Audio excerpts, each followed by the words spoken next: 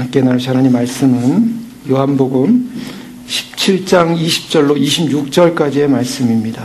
선택된 제자를 위한 기도라는 말씀으로 오늘 요한복음 17장 마지막 부분의 말씀 함께 살펴보기 원합니다. 저희는 그동안 요한복음 17장 그 말씀을 계속 살펴보았는데요. 이 예수님의 십자가에서 고난받으시고 돌아가시기 전에 예수님이 제자들을 위한 기도의 내용입니다. 그런데 그동안 살펴본 말씀들의 대략적인 핵심을 보면 먼저 제자들을 위한 기도 가운데 그들의 보전을 위해 기도하신 것을 우리는 살펴보게 됩니다. 11절에 보면 나는 세상에 더 있지 아니하오나 그들은 세상에 있사옵고 나는 아버지께로 가옵나니 거룩하신 아버지여 내게 주신 아버지의 이름으로 그들을 보존하사 우리와 같이 그들도 하나가 되게 하옵소서. 그래서 보존을 위해서 기도하였습니다. 왜냐하면 저들은 세상에서 악의 공격을 받고 남은 믿음의 사역을 감당해야 되기 때문에 예수님께서 그런 기도를 하셨던 거죠. 두 번째로 보면 그들 안에 기쁨이 충만하기를 기도합니다. 13절 말씀 보면. 세 번째로 보면 악에서 그들이 빠지지 않고 악으로부터 떠남을 위하여 기도하고 있습니다. 또한 네 번째로 보면 그들의 성화였습니다. 17절에 보면 그들을 진리로 거룩하게 하옵소서. 아버지의 말씀은 진리니다. 그래서 저는 몇 주간에 걸쳐서 거룩함에 관해 성화를 이루는 방법에 관해서 우리는 함께 말씀을 묵상하고 살펴봤습니다. 오늘 본 말씀은 이제 20절부터 26절까지의 말씀 속에는 몇 가지가 나오지만 그중에서 가장 핵심적인 내용은 하나됨입니다. 아버지와 예수님이 하나인 것처럼 또 예수님과 바로 그 제자들이 하나이길 원합니다. 그래서 하나됨에 관한 연합을 강조하면서 기도하고 계십니다. 그래서 내가 진정으로 원하는 것이 뭔가? 예수님께서 진정으로 내가 원하옵니다 라고 하면서 저들이 하나 되기를 위해서 기도하면서 24절에 보면 아버지여 내게 주신 자도 나 있는 곳에 나와 함께 있어 아버지께서 창세부터 나를 사랑하심으로 내게 주신 나의 영광을 그들로 보게 하시기를 원하옵나이다. 예수님께서 원하신다라는 그런 중보의 기도를 하고 계십니다. 자, 여기서 저희가 이 연합이라는 하나됨에 관한 주제가 나왔는데요. 예수님께서 특별히 예수님의 제자들과 마지막에 결국에는 이루시길 원하시고 함께하길 원하시는 것은 바로 하나됨 속에 함께하는 것이다. 바로 그것이 궁극적인 구원과 궁극적인 예수님께서 이 땅에 십자가 사역을 이루신 목적입니다. 예수님을 우리가 믿는 목적 가운데 가장 결정적인 목적은 내 죄사함으로 끝나는 것이 아니라 죄사함 받고 주님과 영원히 함께하는 것입니다. 목표는 함께하는 것입니다. 저희는 혼자 있는 것이 아니라 주님과 함께하는 것이다. 바로 그것이 가장 중요한 예수님의 구원의 목표라는 것입니다. 오늘날 교회 연합운동이라는 이름으로 연합운동이 1910년대부터 구체적으로 교회 사역 가운데 태동하기 시작했습니다.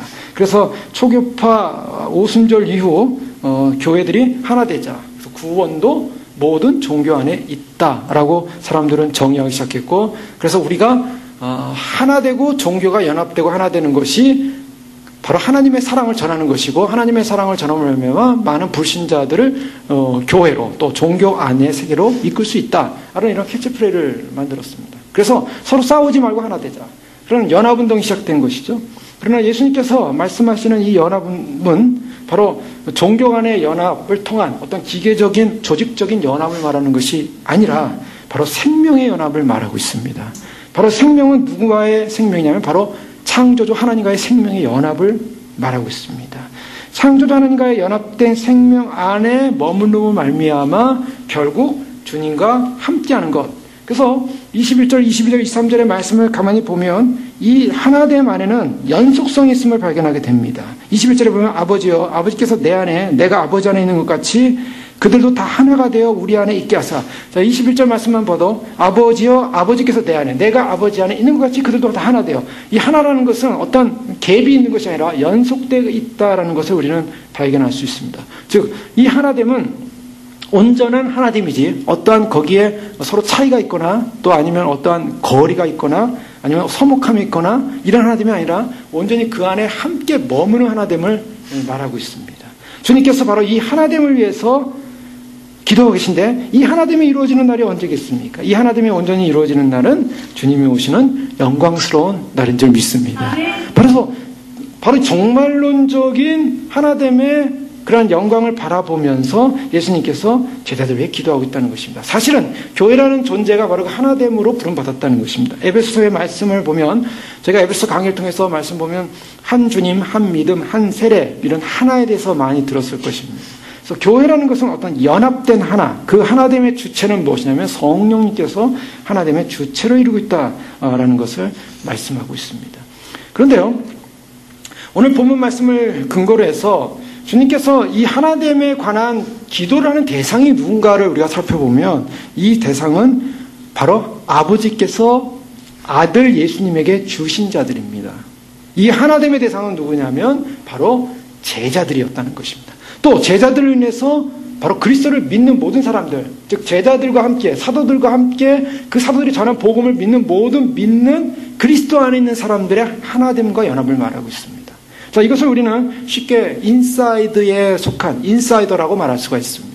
그리스도 안에 속한 사람들, 인 크라이스트, 그리스도 안에 속한 사람들. 그런데요, 성경의 역사를 보면, 성경을 보면, 또 예수님 당시에 보면, 또 교회사 가운데 이러한 하나됨 안에 머물러 있어야만 함에도 불구하고 많은 무리들이 하나됨에서 함께하지 못하는 무리가 있음을 저희는 발견할 수가 있습니다. 그래서 저희는 오늘 말씀을 통해서 하나됨 안에 머무는 사람의 축복이 위대한데, 그것은 후반에 살펴보겠지만, 그러나 하나됨 안에 머물지 못하는 그런 부류들은 어떤 부류들인가?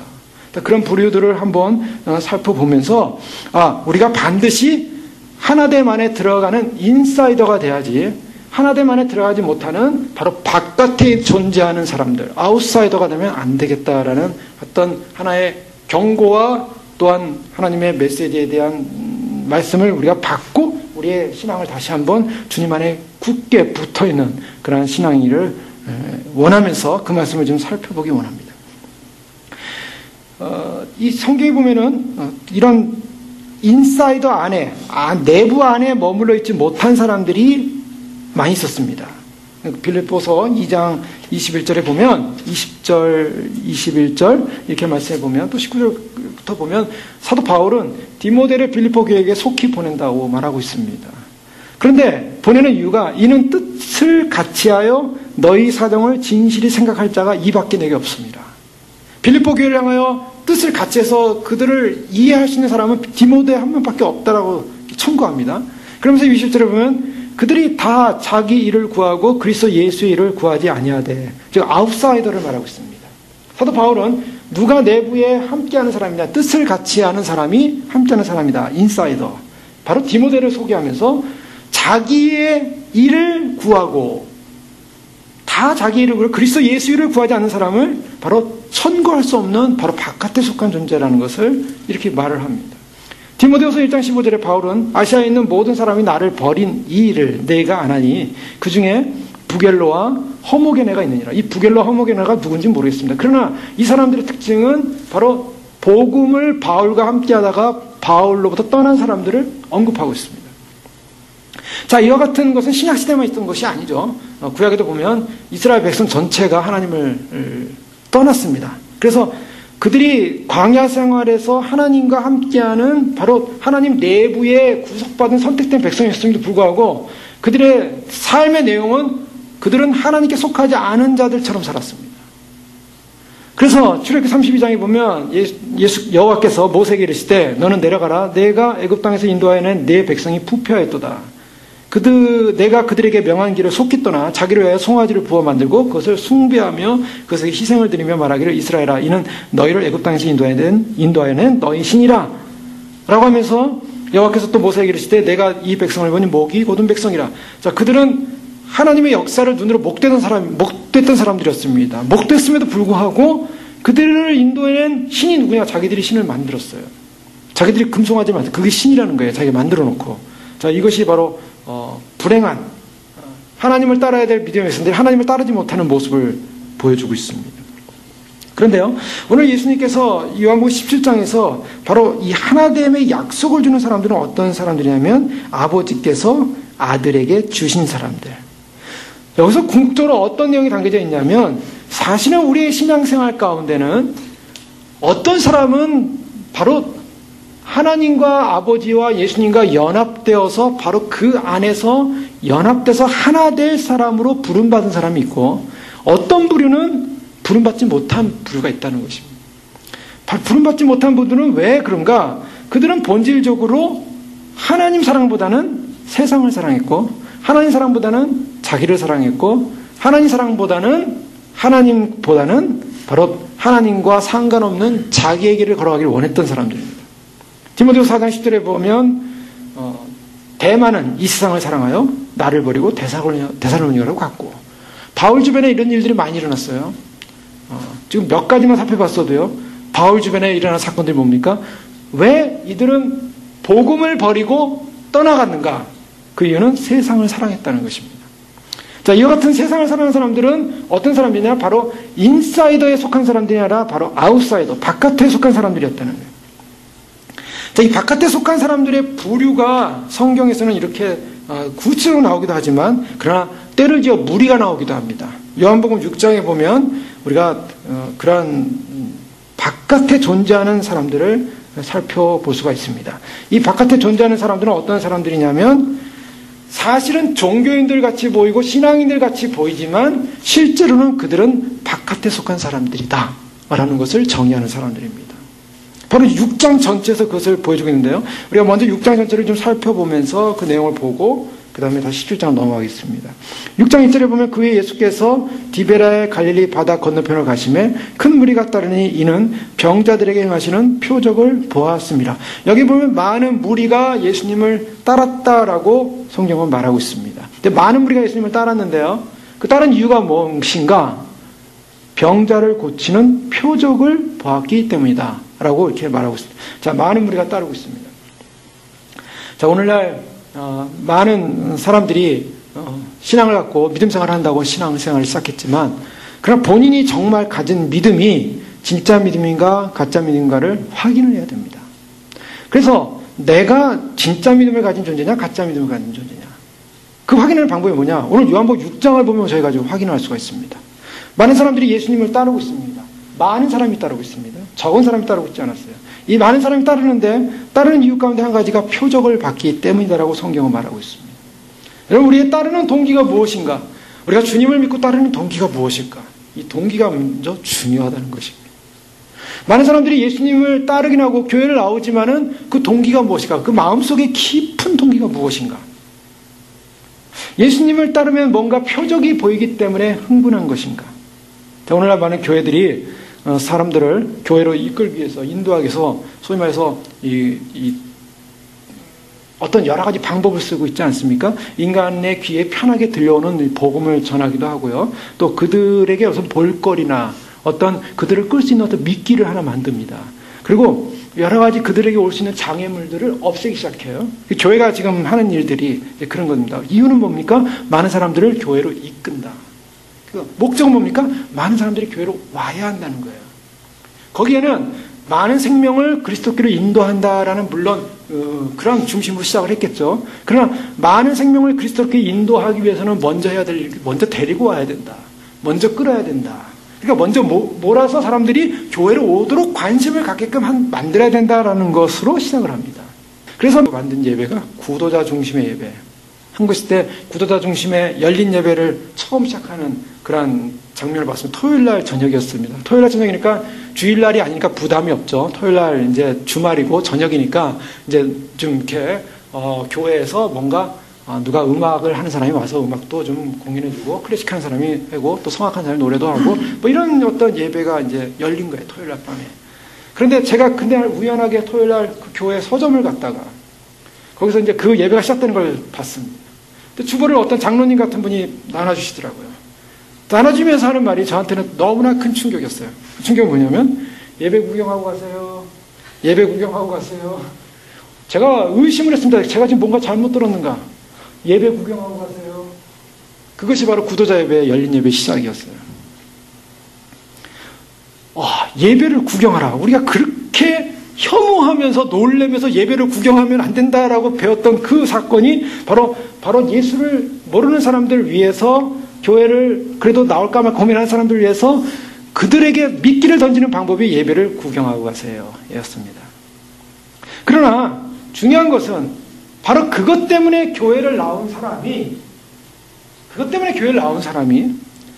많은 인간을 편하게 하고 좋게 하는 그런 쉬운 복음으로 그들을 이끌 때 어떤 결과가 일어나는가.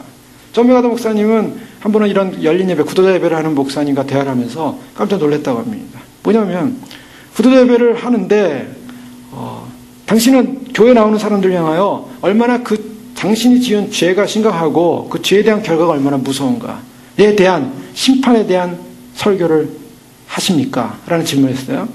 그랬더니 절대로 그럴 수 없다는 것입니다. 왜냐하면 그들은 교회에 와서 환영받기를 원하는 것이고 그들은 교회에 와서 인정받기를 원하기 때문에 교회를 오는 것이지 거기 가서 자기 죄에 대한 죄책에 대한 인식을 갖고 가는 것은 원치 않는다. 그러면 언제 그 얘기를 하겠습니까? 한 1년이나 2년 정도 지나야 죄에 대한 얘기를 할까요? 그러지 않으면 그들이 교회에 적응을 못합니다. 이 말을 듣고 이분은 충격을 받았다는 거예요. 교회의 소속감을 갖게 하기 위해서 사람을 죄 가운데 그냥 내버려 두는 것이 미덕인가? 라는 질문을 던졌습니다. 그러면서 한 말씀이 이거였대요. 당신의 교회와 우리 교회의 차이는 바로 거기 있군요. 뭐냐면 이분은 죄인들이 교회에 오면은 죄에 대해서 지적하는 설교를 해야 한다는 것을 생각하고 죄에 대한 지적을 하는 분이에요. 어떤 분들이 그래요. 교회가 사랑이 충만해야 된다. 사랑이 있어야 된다. 그래서 그 내용에 가만히 들여다보면 사랑이 있어서 물론 교회가 사랑이 있어야죠. 근데 그 사랑이 뭐냐? 죄인들이 와서 죄인으로서 있어야 되는 것이 사랑이라고 얘기를 합니다. 그래서 저한테 어떤 분이 그러더라고요. 교회에 어떤 죄인들을 데리고 와야 되는데 그 죄인들이 교회에 과연 머물 수 있을까 없을까를 고민하고 있대요. 왜 그러세요? 그랬더니 그 사람들이 예를 들면 동성애도 하고 무슨 여러 가지 잘못된 죄를 많이 짓고 있는데 세상에서 그런 데 있는데 그런 사람들이 왔을 때 당신 죄인이니까 회개해야 됩니다라는 이 죄에 대한 설교가 나오면 그 사람들이 못 견딘다는 거예요. 그러니까 그런 사람들을 잘 포용을 해줘야 된다는 거예요. 포용을 해준 다음에 그렇게 덮어주시는 사랑이 있느냐를 본다는 거예요. 자, 여러분 어떻게 생각하십니까? 자, 그럴듯해요. 그렇죠? 죄인이라도 죄인이라도 죄를 짓네. 그래서 당신 사랑합니다 하면서 그리스도 이름으로 사랑합니다. 그게 사랑한다는 게 이게 사랑이냐라는 거죠. 기독교적으로. 주님의 관점에서. 하나님은 우리를 어떻게 보십니까? 사랑의 존재를 봅니까? 죄인으로 봅니까? 자, 예수님께서 왜 이 땅에 오셨습니까? 죄를 져도 사랑하시는 존재이죠. 죄를 져도 사랑합니다. 그거는 틀림없는 사실입니다. 그런데 그 죄 문제 때문에 예수님이 오셔야만 했다는 거예요. 핵심은 죄에 있어요. 인간의 본질의 핵심은 죄에 있어요. 근데 교회에 나오는 목적은 뭐였습니까? 하나님의 사랑을 느끼길 원해요. 사랑받기 원해요. 그럼 하나님의 사랑과의 커넥션이 이루어지기 위해서는 반드시 해결될 부분이 뭡니까? 죄 문제예요. 이 죄 문제가 해결되지 않으면 하나님의 사랑을 만날 수가 없습니다. 그렇기 때문에 이것이 어려운 거예요. 자, 죄를 죄라고 얘기하는 것이 사랑이라는 것입니다. 하나님이 세상을 이처럼 사랑하사 오셨는데 바로 독생자를 보내셨는데 독생자가 오신 뭐예요? 인간이 어둠 가운데 있고 죄인이기 때문에 오셨다고 얘기하고 있어요.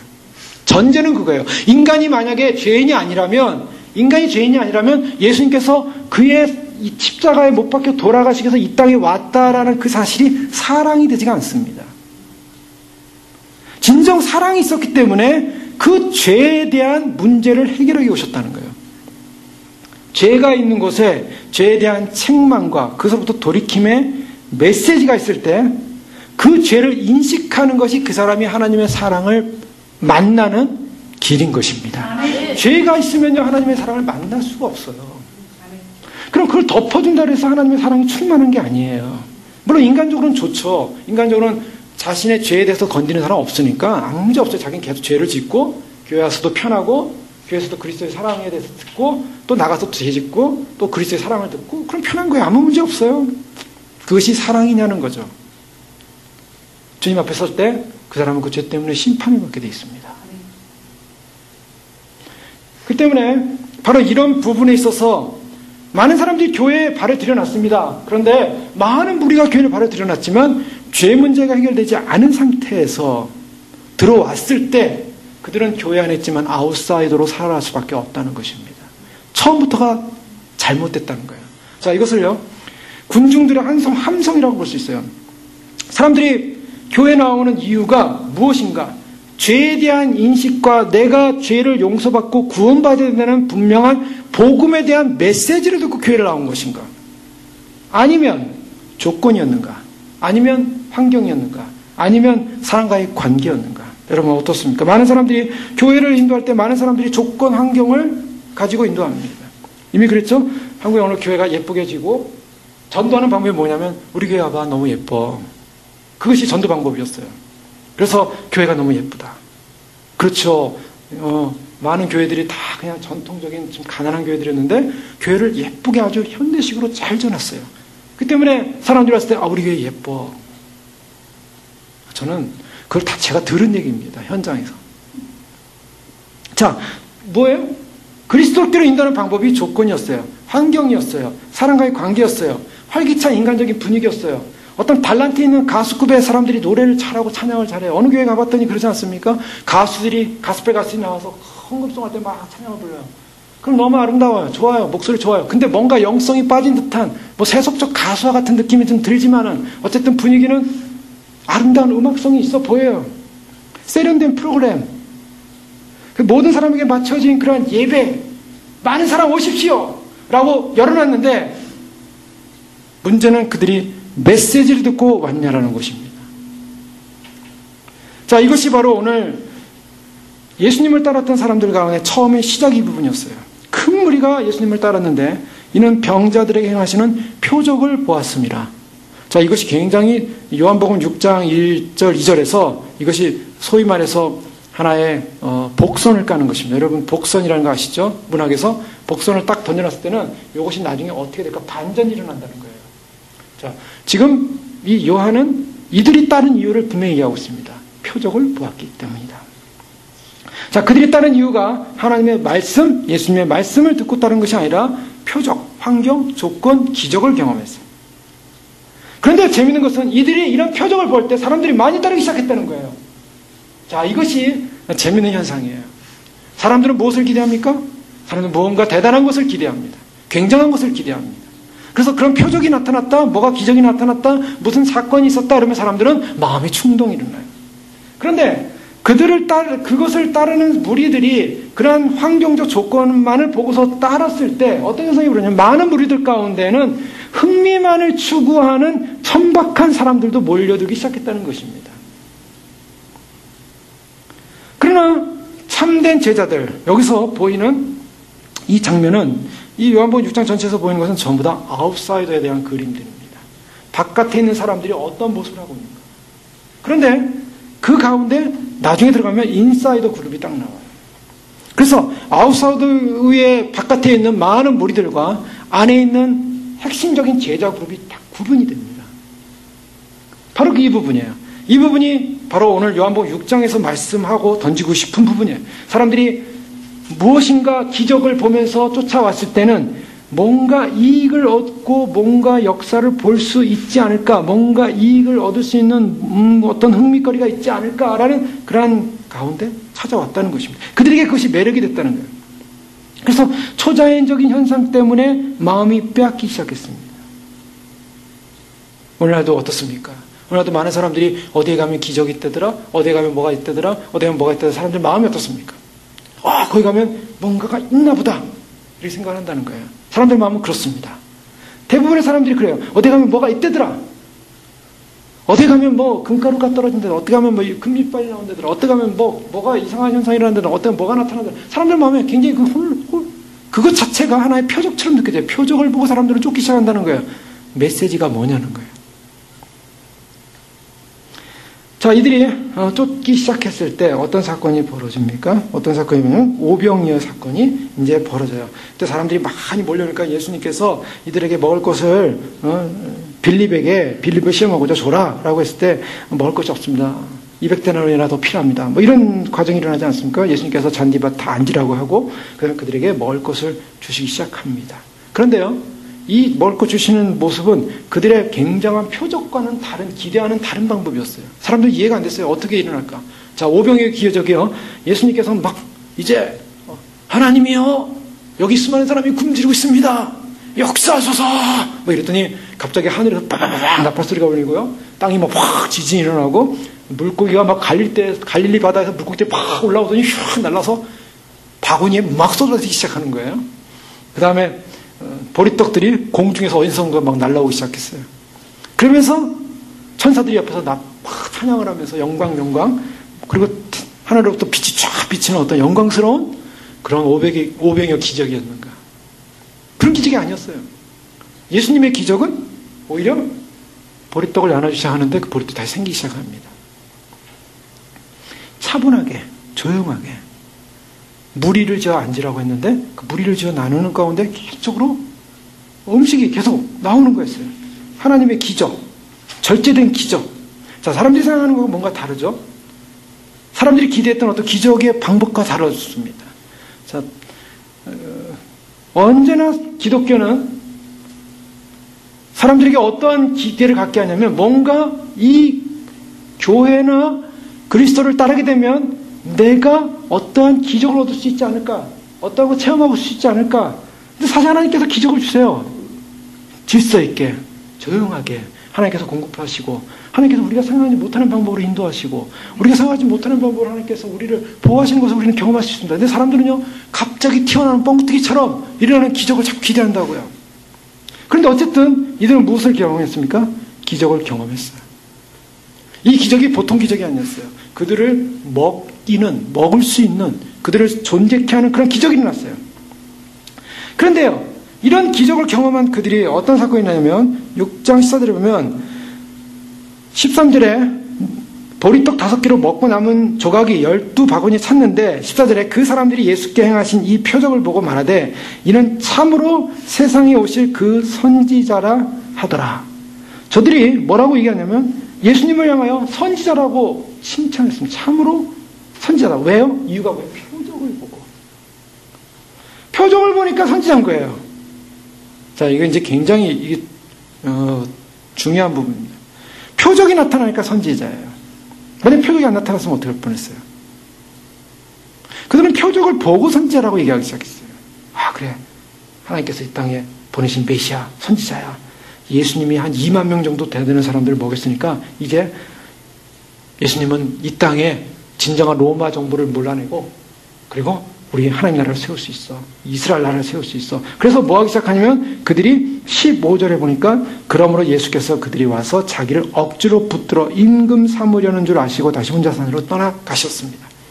그들이 무엇을 했냐면 그들은 기적을 경험했는데 기적을 보고 표적을 보고 하나님이 보내신 선지자라고 하고서 그 다음에 적용하기를 뭐냐면 바로 여기에 이 땅에 바로 임금이 되십시오.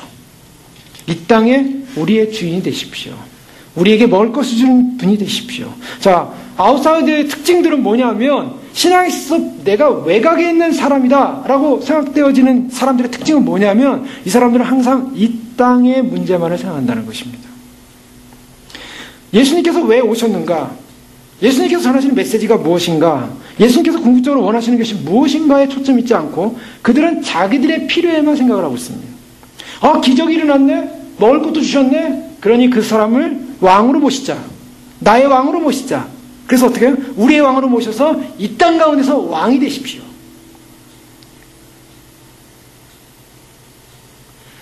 그것은 무엇을 말하냐면 하나님의 나라가 이 땅에 임하시옵소서라는 그러한 기도가 아니라 내가 원하는 왕국을 이 땅에서 만들어 주십시오.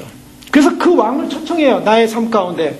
예수 그리스도가 기적을 베푸시는 분이구나. 예수 그리스도가 병자를 베푸시는 분, 병을 고치시는 분이구나. 예수 그리스도가 나한테 우리에게 뭘 좋은 걸 주시는 분이구나. 그 예수 그리스도를 나에게 왕으로 모셔서 나의 왕이 되십시오. 우리의 왕이 되십시오. 그 다음에 우리가 원하는 대로 해주십시오. 우리에게 자유를 주십시오. 행복을 주십시오. 번영을 주십시오. 그래서 그리스도를 자기의 왕으로 삼기를 원한다는 거예요. 그리스도는 분명히 우리의 왕입니다. 그러나 이 방법이 달랐죠. 그 관점이 달라진 것입니다.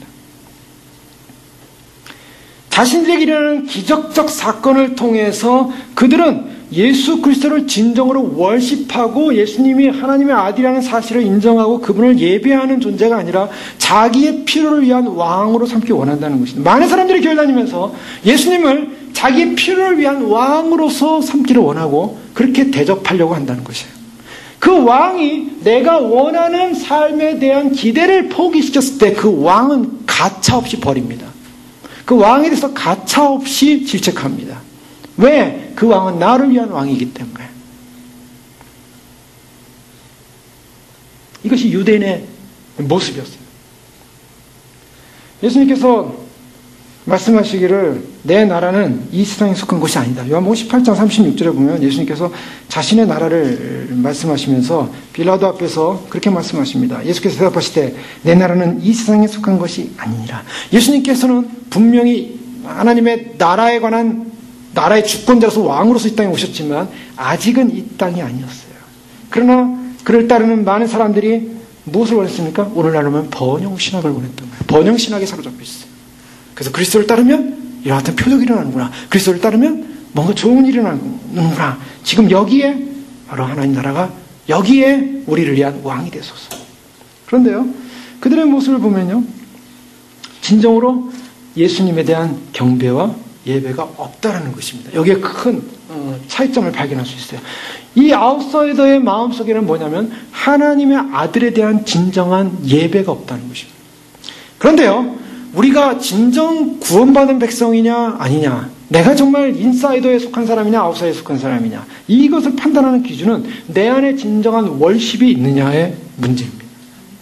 내가 정말 하나님 아들 예수님에 대한 월십, 그분을 높이고자 하는 나의 마음, 그분이 내 인생에서 최고가 되고자 하는 그러한 존귀한 그분을 높이고자 하는 나의 삶의 희생과 섬김과 헌신이 정말 있냐라는 거예요. 내 안에 그 마음이 있다면 나는 인사이드에 속한 사람입니다. 근데 내 안에 주님에 대한 월십이 진정으로 없어요. 월십하면은 정말 어색해요. 분위기 좋은 데 가서 예배하는 건 그래 남들이 찬양하면서 들어오니까 나도 그냥 어떻게 해보자. 어떻게 해서 분위기 따라갈 수 있어요. 그래서 거기 분위기 딱 나오면 나 예배하는 사람이야. 그 사람들이요, 자신이 예배 드릴 수 없는 사람들은 그 예배를 드리는 곳에 가서 있어줘야만 합니다. 그래서 그 예배가 있는 곳에 가서 뭔가 분위기적으로 좋아지면 내가 예배를 드린다고 생각하는 거예요. 그러나 그런 예배가 아니라 정말 내 안에 예수 그리스도를 왕으로 모시고 그분을 경배하고 내가 사나 죽으나 나의 주님은 바로 예수님입니다 라는 그 진정한 고백을 할 수 있느냐는 거죠. 근데 이 많은 무리들은 예수님을 지금 표적을 보고 따르고 있었지만 예수님에 대한 진정한 경배가 일어나지 않았습니다. 그들은 뭐하기 시작했냐면 개인적인 이익을 추구했다는 거예요. 26절의 말씀을 보면 이렇습니다. 예수님께서 대답하여 이르시되 내가 진실로 진실로 너에게 이르노니 너희가 나를 찾은 것은 표적을 본 까닭이 아니요 떡을 먹고 배부른 까닭이라. 여기서 사람들이 예수님을 따른 이유 가운데 또 한 가지가 뭐냐면 떡을 먹고 배부른 까닭이다 라고 말하고 있어요. 이게 뭐냐면 예수님이 이제 기도하시러 혼자 산으로 가셨 다음에 그 다음에 중간에 생략됐죠. 바다 위를 걸어가는 장면이 나옵니다. 예수님이 이 배를 타고 바다를 건너 가버나움으로 제자들을 보내시고요. 막 큰 파도가 일어났어요. 그 제자들이 막 난리가 났을 때 예수님께서 바다 위를 걸어서 배 위에 올라가는 장면이 나와요. 바로 이 장면이 있고 난 다음에 사람들이요, 예수님을 찾아가지고 예수님 어디 가셨는가, 오병이어 베푸신 예수님 어디 가셨는가 막 찾다가 나중에 배를 타고 가버나움이니까 거기 계신 거예요. 그래서 사람들이 막 무리가 언제 여기 오셨습니까? 예수님을 찾는 겁니다. 예수님을 찾으니까 예수님께서 하시는 말씀이 저희가 나를 찾은 이유는 떡을 먹고 배부른 까닭이라. 그러면서 썩을 양식을 위하여 일하지 말고 영생하도록 있는 양식을 위하여 하라 라는 이런 표현을 하셨어요. 자, 저들이 예수님을 따른 이유가 뭐냐? 예수님께서 이것을 지적하시는 겁니다. 저들이 나를 따라오는 목적이 뭐냐? 먹고 배불렀기 때문이다. 먹고 배부르다라는 이 말은요, 사료를 잔뜩 먹은 일이다 라는 그런 의미를 갖고 있습니다. 사료를 잔뜩 먹은 짐승처럼 저들이 배불러서 예수님을 찾고 있었다는 거예요. 왜 찾는가? 예수님을 찾아야 먹을 것이 나온다고 생각했기 때문입니다. 그래서 예수님을 찾아서 나아가니까 예수님께서 썩을 양식을 위하여 일하지 말고 영생하도록 있는 양식을 위하여 일하라. 그러니까 28절에 묻되 우리가 어떻게 하여야 하나님의 일을 하오리까? 자, 이것이 이제 어떠한 보통 신앙생활하는 사람들이, 많은 사람들이 하나님 나라의 일을 어떻게 하느냐, 내가 어떠한 능력을 가져야만 내가 하나님 나라를 할 수 있냐, 내가 어떤 뭔가를 좀 가지고 있어야 하나님 나라를 하지 않겠느냐. 예를 들면 물질이 있어야겠고, 예를 들면 내는 어떤 특별한 파워나 탤런트나 나에게 어떤 능력이 있어야 하나님 나라를 하지 않겠느냐. 주님, 내가 어떻게 하나님 나라 일을 하겠습니까? 라고 이렇게 질문하기 시작했다는 거예요. 자, 이 질문은요, 굉장히 보면은 좋아 보입니다. 인간적으로 볼 때, 그래, 하나님 나라를 하려면 어떻게 해야 됩니까? 라는 질문처럼 보여요. 근데 여기서 내가 어떻게 해야 하나님 나라의 일을 할 수 있습니까? 자, 이 마음속에는 인간의 마음속에 있는 자기 행위에만 전념하는 본성적인 인간의 독선이 깔려있다는 거예요. 이 사람들은요, 진정 주님을 예배하고 경배하고자 하는 그런 마음의 중심이 있는 사람들이 아니었어요. 바깥의 사람들이었어요. 그래서 자신들이 육신의 마음이 하나님의 어떤 것을 행할 때 그 마음은 어떤 마음이 생기면 의기양양이기 시작했다는 것입니다.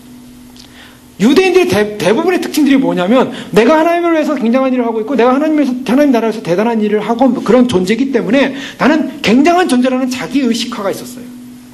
그래서 예수님께 젊은 부자 청년이 와서 하나님 영생에 들어가면 어떻게 합니까? 라는 질문을 하지 않았습니까? 무엇을 해야 됩니까? 그랬더니 예수님께서 율법을 지키라. 그랬더니 이 부자 청년이 내 율법을 다 지켰습니다. 무엇을 행하여야 내가 구원을 얻으리까? 행하여야.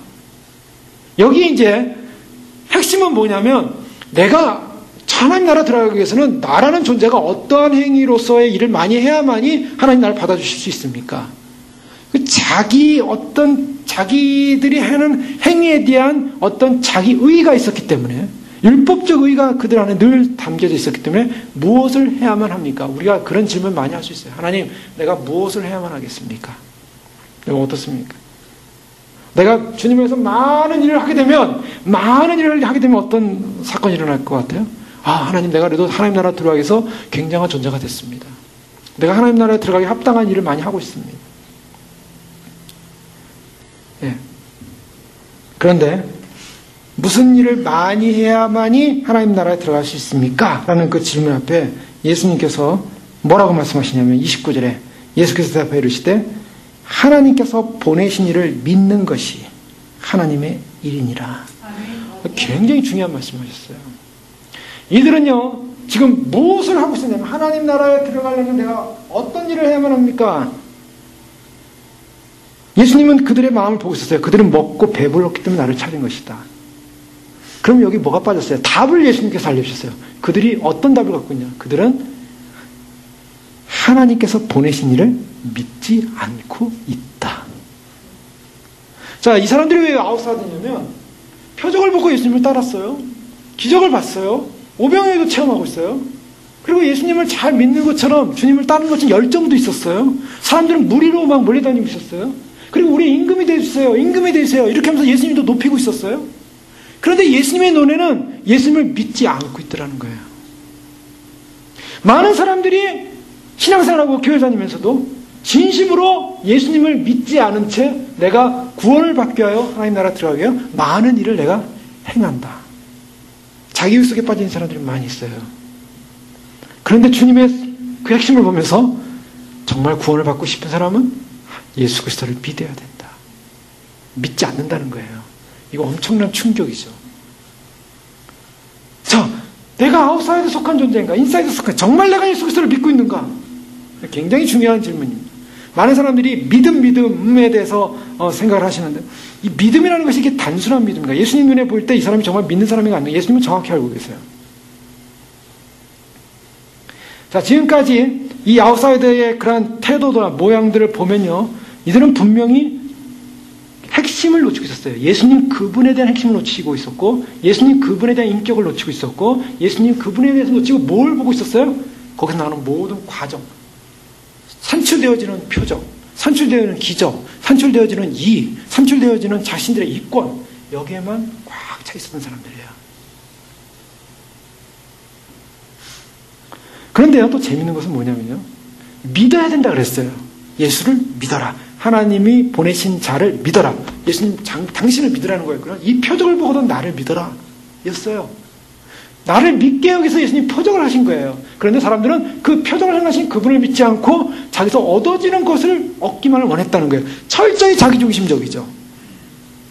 철저히 자기중심적인데 이 철저히 자기중심적인 사람이 믿으라고 하니까 그 다음에 하는 말이 아주 재밌습니다. 30절 보십시오. 그들이 묻되 그러면 우리가 보고 당신을 믿도록 행하시는 표적이 무엇입니까? 하시는 일이 무엇입니까? 이 질문이 뭔지 이해하시겠습니까? 당신을 믿도록, 당신을 믿을 수 있도록 당신이 행하시는 표적이 뭡니까? 믿으라고 그랬어요. 지금 예수님 쫓아다니면서 임금 삼으려고 그랬어요. 그런데 나를 믿으라 그러니까 도대체 믿을 만한 근거가 당신한테 뭐가 있습니까? 이 질문하는 거예요. 그러면서 뭘 비교하냐면 모세는 40년 동안 매일같이 만나줬어요.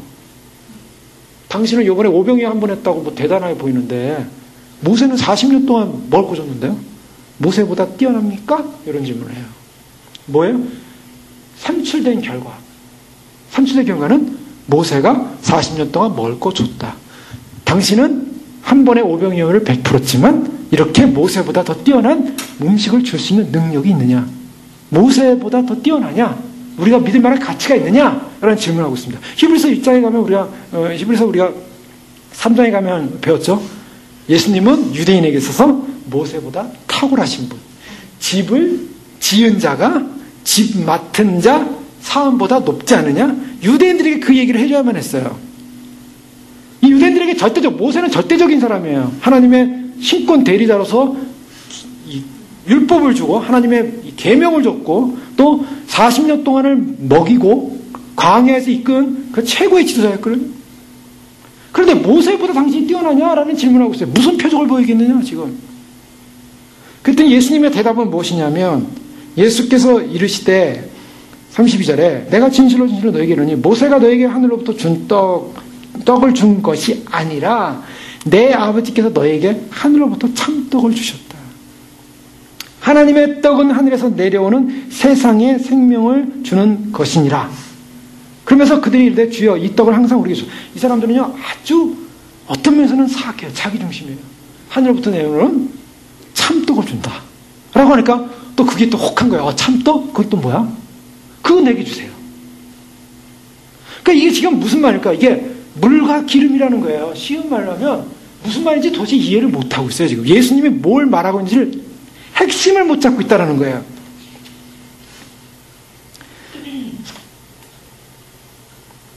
그들은 자기들 만족 외에는 원하는 게 없어요. 자기 만족 외에는 없어요. 그래서 그것을 내게 주십시오. 그것을 달래주십시오. 라고 고백만 해요. 그러면서 36절에 보면 그러나 내가 너에게 이르기를 너희는 나를 보고도 믿지 아니하는도다. 예수님께서 다시 그런 말씀을 하세요. 믿지 않는다. 자, 이거 지금 무슨 논쟁하고 있습니까? 유대인들하고 지금 무슨 얘기하고 있어요?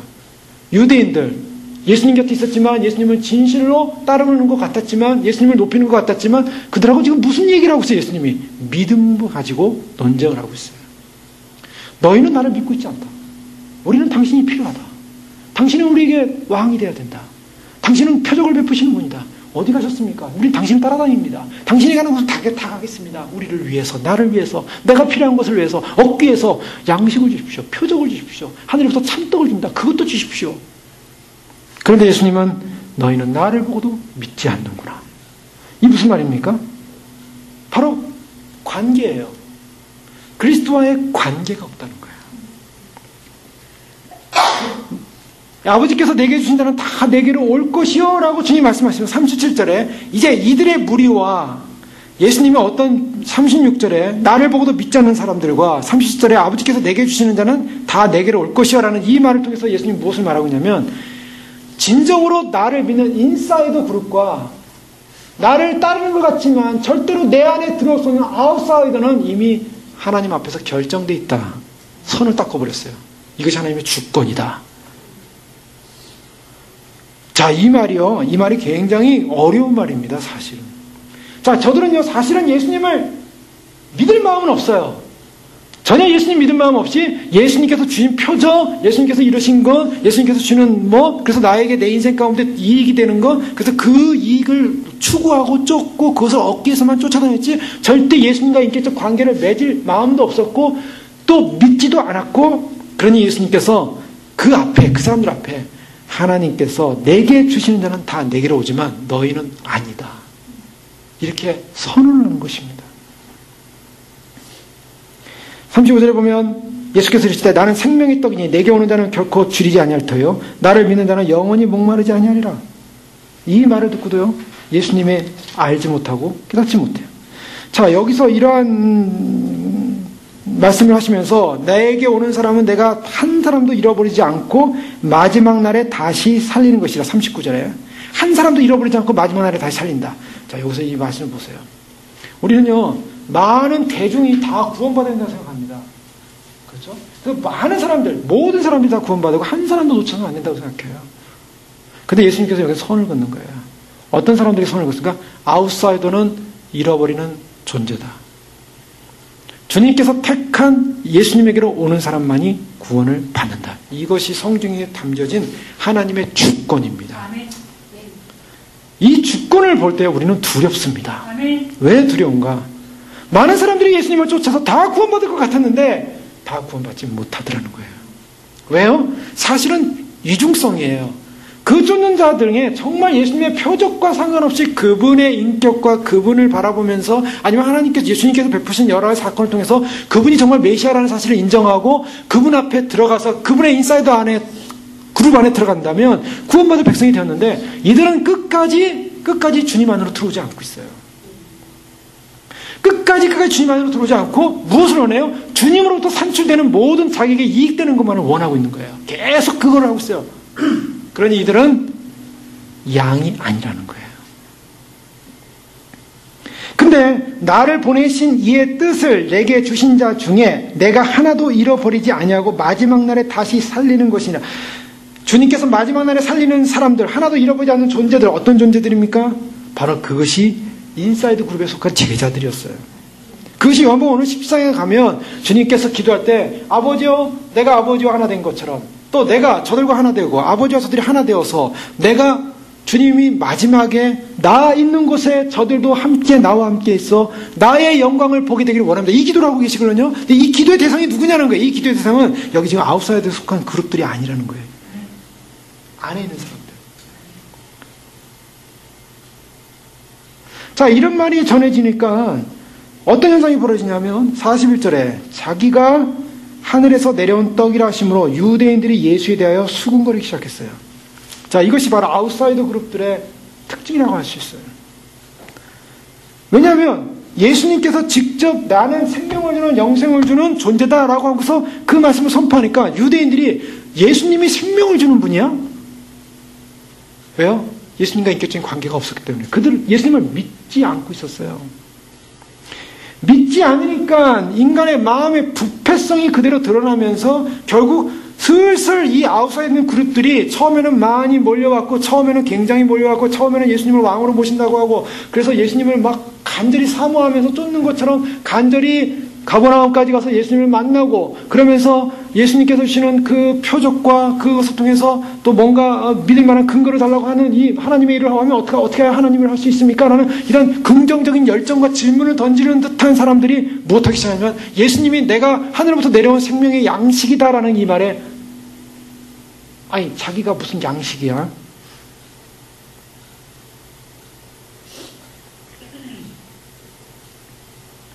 수군거리기 시작했어요. 여기서 수군거린다는 이 표현은 공기조라는 말인데요.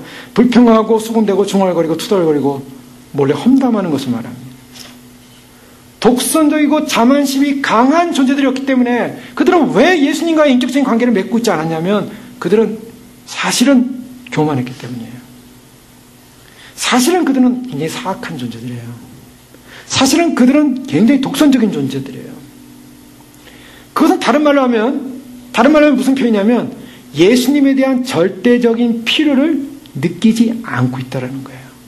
이건 다른 표현으로 하면 의에 대해서 갈망하지 않고 있는 존재들이기 때문이라는 거예요. 그래서 그들의 마음속에는 무시하고 거부하는 그래서 참된 하나님의 양식에 대한 갈망보다는 자기 인생 가운데 자기가 필요한 것들만을 얻어내고자 하는 자기 본질적 악성 외에는 남는 것이 없어요. 하늘로부터 생명의 양식이 떨어진다. 아, 나 그거 주세요라고 했어요. 참떡이다. 하늘로부터 하나님은 참떡을 준다 그랬더니 그 참떡을 나도 먹고 싶습니다. 주세요라고 했지만 진정한 참떡에 대해서 관심이 없었어요. 그게 좋다고 하니까 그냥 좋은 줄 알았어요. 그 참떡이 누군지 모르는 거예요. 참떡의 본질은 뭡니까? 예수 그리스도였어요. 본질적으로 그들이 원하는 것들을 만족시켜주는 것들에 대한 기대를 예수님께서 사실은 부셨어요. 표적을 보여주십시오. 믿을 만한 표적. 모세가 40년 동안 먹을 거 줬으면 주님은 40년이 넘는도록 먹을 것뿐만 아니라 집도 마련해주고 그 다음에 아예 평생을 자자손손 정말 우리 유대인들이 잘 먹고 잘 살고 자자손손 잘 사는 모든 그런 부와 명예와 그 모든 걸 다 주셔야 되는 분 아니에요? 그래야 우리가 믿을 만한 분 아니에요? 근데 주님은 그런 거는 필요 없고 하늘로부터 내려오는 양식이 있는데 그것이 바로 생명의 양식인데 그게 나다. 나를 믿어라. 이렇게 나온 거예요. 그러니까 저들이 이상하다. 42절에 뭐라 그럴까? 이르되 이는 요셉의 아들 예수가 아니냐? 그 부모를 우리가 아는데 자기가 지금 어째 하늘에서 내려왔다 하느냐? 이제 이것이 뭡니까? 우리는 이런 걸 신성모독이라고 그러죠. 어떻게 감히 우리 편에서 보면 그래요. 인사이드에서 보면은 어떻게 감히. 그런데 이 유대인들에게는 이게 정당했어요. 왜요? 예수님을 믿을 수가 없었기 때문이에요. 그 예수님께서 사실상 내려보면 대답하여 이르시되 너희는 서로 수군거리지 말라. 예수님이 그들이 뭘 하고 있는지 알고 있었어요. 그들이 왜 못 믿고 있는가? 수군거리지 말라 라고 하시면서 나를 보내신 아버지께서 이끌지 아니하시면 아무도 내게 올 수 없느니라. 이런 말을 하세요 또. 자, 이게 무슨 말입니까? 그를 내가 마지막 날에 살리자. 예수님께서 다시 말씀하시는 저들이 수군거리고 있는데 그 수군거리면 그들에게 대해서 너희는 나에게 올 수 없는 존재들이다. 이렇게 말씀하시는 거예요. 지금 이 이후로요, 예수님께서 말씀을 하실 때 어떤 말씀을 하기 시작하냐면 자신이 하나님의 아들인 것과 또한 하나님 나라의 비밀을 말씀하기 시작할 때 사람들이 이해하지 못하는 말씀으로 이렇게 말씀을 은유적으로 하기 시작합니다. 나는 하늘로부터 내려오는 생명의 떡이다. 오병의 사건을 통해서 예수님께서 그걸 보여주는 거예요. 나를 믿어야 된다. 예수 그리스도를 믿어야 된다. 이걸 보여주고 있는데 그 유대인들이 그걸 믿지 못하고 있는 거예요. 그 다음부터 어떻게 하냐면 예수님은 그 다음부터 자신의 메시지를 비유적으로 설명하기 시작해요. 그러니까 사람들이요 듣고 나서도 저게 무슨 말이지?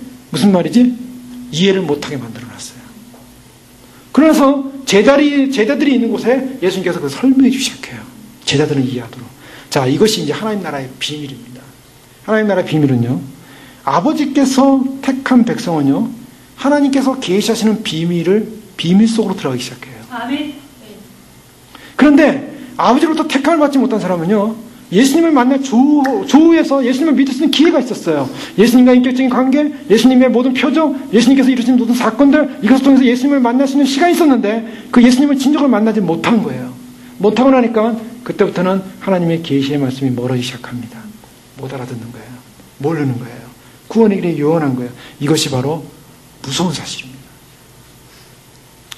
그래서 우리는 이 유대인, 아웃사이더에 속한 유대인들을 뭐라 하냐면 방랑하는 유대인이라고 표현합니다. 이들은요, 예수님을 십자가에 결국 못 박아요. 예수님을 십자가에 결국 못 박고 그 이후로 2000년 동안 그들은 버림받았어요. 예수님을 만난 바로 눈앞에서 참 생명의 떡이시고 참 생명을 주시고 영생을 주시는 바로 그분을 눈앞에 두고 그들은 예수님을 만나지 못했어요. 그러니까 예수님께서 수군거리지 마라. 아버지께서 이끌지 않으면 아무도 내게 올 수 없다. 하나님의 주권을 선포하고 진정으로 구원받을 사람이 누구인가? 주님께서 이 택정, 주님의 택정과 부르심을 거서 여기서 선포해버리는 거예요. 이 말을 들었을 때요, 사람들의 마음은 어떻습니까? 사람들의 마음은 굉장히 붕괴하기 시작해요. 어떻게 그럴 수 있는가? 마지막에 우리는 하나님께로 못 가나? 뭐 이 정도만 영적으로 개념을 가져서 주님을 만날 수 있을지 모르겠어요. 그러나 그 다음에 오는 거지만 예수님께서 계속 생명의 떡에 관한 얘기를 해요. 너희 조상들이 막 광야에서 만나를 먹었는데 그 조상들이 먹은 만나는 다 죽는 만나다. 그냥 육신만 먹는 만나다. 하늘에서 내려오는 생명의 떡이 있다. 하늘에서 내려오는 살아있는 떡이다. 이 떡을 먹으면 영생한다. 이 떡은 뭐냐? 생명을 위한 내 살이다 라고 얘기했어요. 이제 더 어려워지기 시작했어요. 더 어려워졌어요. 이들은 지금 눈에 보이는 가시적인 표적과 먹는 양식과 오병이와 같은 그냥 떡과 물고기나 좀 얻어주면 좋을 텐데 갑자기 하늘로부터 내려오는 생명 양식에 관한 얘기하시고 또 이 생명 양식은 누구냐? 바로 나다. 이 생명 양식은 뭐냐? 내 살이다라고 얘기하고 있어요. 그러니까 그 다음에 나타난 현상이 뭐예요? 52절에. 그러므로 유대인들이 서로 다투기 시작해요. 이게 재밌는 거예요. 이게 왜 다투기 시작합니까? 자, 생명 양식이다라고 했는데 생명 양식이 내 살이다라고 하니까 싸우기 시작했어요. 그 안에서. 사람이 어찌 능히 자기 살을 우리에게 주워 먹게 하겠느냐. 아니 예수님이 준다는 게 자기 살이야? 자기 살을 왜 준대? 우리가 자기 살 먹으라는 거야? 우리가 식인종이야? 예수님은 어떤 사람이야? 왜 자꾸 살 먹으래? 왜? 여러분 이거 이해가 되세요 이게? 지금 이 유대인들이 어떤 생각을 하고 있는지 이해가 되시냐고요. 아웃사이드에 있는 거예요. 아웃사이드. 그러니까 도대체 예수님이 무슨 말 하는지 도대체 오리무정 아무것도 모르는 거예요. 지금 무슨 말 하고 있는지 모르겠는 거예요.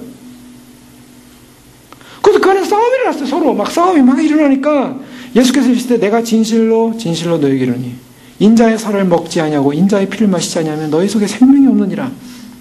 내 살을 먹고 내 피를 마시는 자는 영생을 얻고 마지막 날에 내가 그를 살리리라. 자, 여기 굉장히 중요한 말씀하시죠.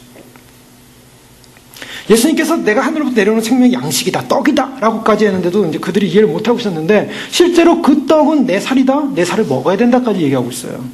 근데 여기서 중요한 것은 바로 그 살에 대해서 이해하지 못하고 그 살의 양식에 대해서 이해하지 못하면 그것을 먹지 않는 사람은 내 안에 들어오지 못한다. 즉 예수님께서 계속 전제하고 있어요. 아버지께서 나에게 이끌지 않냐면 아무도 올 수 없다. 지금 이 사람들은요, 지금 예수님 안으로 들어가야 되는데 예수님 안으로 못 들어가고 예수님이 하시는 말씀이 무엇인지 알지 못하고 그저 자기의 관념과 자기 세상 속에서 자기의 이득것만을 생각하고 있다 보니까 예수님이 말씀하시는 생명의 양식에 관한 영적인 의미를 파악을 못하고 있는 거예요.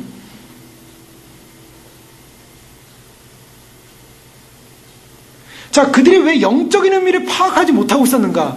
그 핵심적인 이유가 나와요. 45절에 보시면요. 선지자의 글에 그들이 다 하나님의 가르치심을 받으리라 기록되었은즉 아버지께 듣고 배운 사람마다 내게로 오느니라. 하나님의 가르치심을 받으리라 했는데 아버지께 듣고 배운 사람마다 내게로 온다. 자, 지금 이게 뭐야? 왜 얘들은 예수님께로 못 가고 있습니까? 왜 예수님께로 가서 예수님을 만나지 못하고 있습니까? 왜 예수님의 살과 피를 못 먹습니까? 배우지 못했어요. 하나님의 가르침을 받으리라 그랬는데 아버지께 듣고 배운 사람마다 무슨 말씀입니까? 하나님의 말씀에 가르침을 못 받았어요. 이것은 굉장히 중요한 부분입니다. 우리가 하나님의 말씀에 대한 가르침과 영적 진리에 대한 갈급함과 그 영적 진리의 핵심을 배우지 못하면요, 사람들은 예수 그리스도를 못 만난다는 거예요. 예수 그리스도를 눈앞에 보고도 못 만나고 있어요. 오늘 수많은 사람들이 교회 다니시면서요, 오늘 수많은 사람들이 교회 다니는 목적이 무엇인가? 번영신학 이즈빌리브죠. 예수님을 통해서 얻을 목적, 자기의 이권, 자기의 이익, 하나님 나라 가기 위해서 나에게 행하는 자기의, 자기의 그런 모든 것들을 구원받을 것이라 생각하고서 열심히 다녀요. 아름다운 환경, 조건, 표적과 기사는 아니더라도 또한 대단한 어떤 사람들의 군중의 흥분 있는 무리들. 근데 실제로 하나님의 말씀의 깊이를 알지 못하고 하나님께서 말씀하신 말씀의 진리에 들어가지 못하니까 예수님을 못 만나더래요. 그 안에서 예수님을 못 만나요. 예수님은 어떤 예수님입니까? 나와 하나 되는, 주님과 하나 되는 연합관계에 들어가지 못하는 거예요. 주님과 하나 되는 연합관계에 들어가지 못함으로 오는 문제가 뭡니까? 주님이 다시 오신다는 소식 앞에서도 그들은 주님과 연합된 사람들이 아니기 때문에 아웃사이더. 주님이 오시는 게 왜 오셔? 질문을 던지기 시작해요. 왜? 주님이 오시는 게 나와 무슨 상관이야? 나는 지금 당장 내 안에서 내게 주어지는 이득만 얻으면, 교회 다니면서 나한테 내 생명과 내 삶 가운데, 이 땅 가운데 주 그리스도가 왕이 되셔서, 우리의 왕이 되셔서 우리의 필요를 다 채워주는 분으로만 존재하면 되는 분이지 왜 그분이 왕으로 오신대?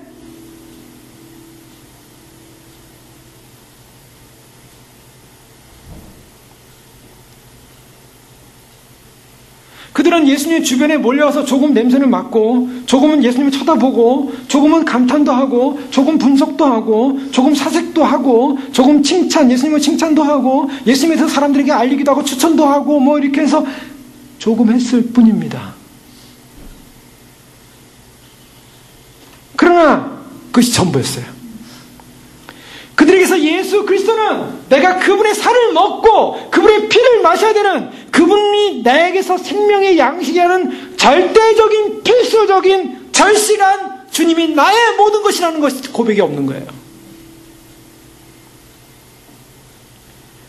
주님이 주시는 생명의 떡은 내게 필수적인 떡입니다. 필수적인 것입니다. 나에게 절실한 것입니다. 이것은 나의 것으로 삼아야 될 것입니다. 예수님과의 연합이 없었어요. 영적인 양식을 먹는, 주님을 알아가고 주님을 배우는 데는 전혀 관심이 없어요. 주님에 대한 관심 없어요. 주님에 대해서 관심 없고 오직 내게 필요한 것, 내가 원하는 것, 내 방식의 노력을 통해서 얻는 구원의 방식.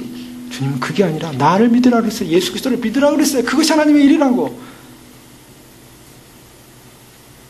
영적인 관심이 없으니 영적인 문제 앞에 그들은 이해를 못하고 있는 거예요. 살을 어떻게 먹냐, 어떻게 피를 마시냐, 이러면서 그들이 내린 결론이 뭐예요? 그들은 그런 갈망을 갖지 못했어요. 갈망을 갖지 못했으니 그들은 자기 자신으로 배부르길 원했고 자기 자신을 만족하기 원했고, 마태복음 5장 6절에 예수님께서는 의에 줄이고 목마르다는 복이 있나니 저희가 배부. 의가 뭡니까? 예수 그리스도라 그랬어요. 아멘. 예수 그리스도에 줄이고 목마른가?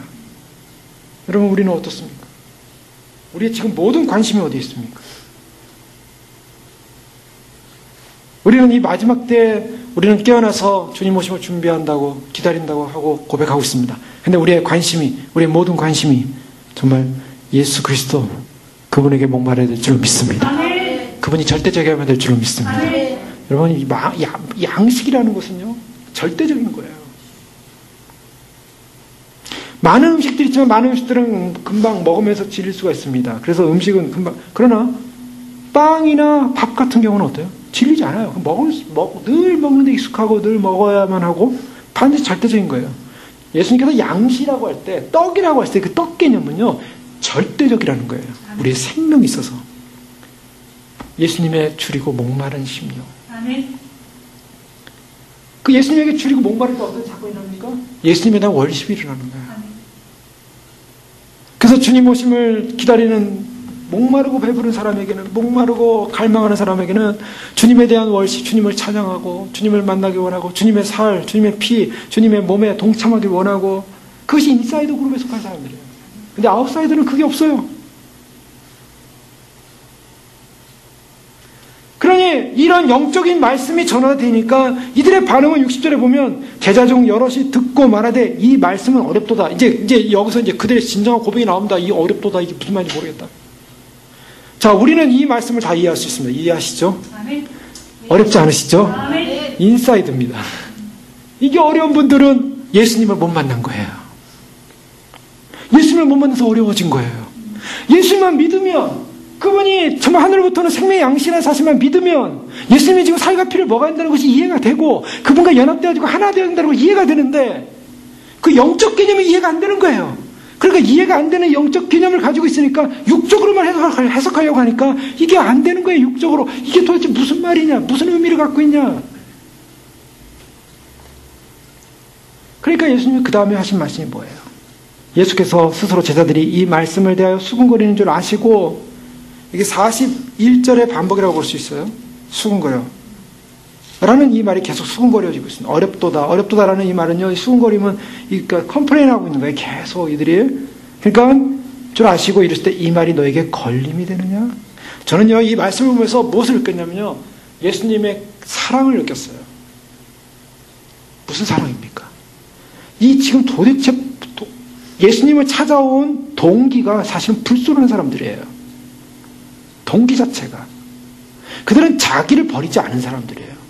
철저하게 자기중심적이고 자기 이권을 위한 사람들이고, 예수님을 믿어야 한다는 그 믿음이라는 것이요, 자기를 철저하게 버리지 않으면 안 되는 사건이었음에도 불구하고 그들은 표적과 이적만을 보면서 자기들이 원하는 것을, 목적을 달성하기 위해서 추구하는 굉장히 이기적인 아주 교활한 사람들이라고 볼 수 있어요.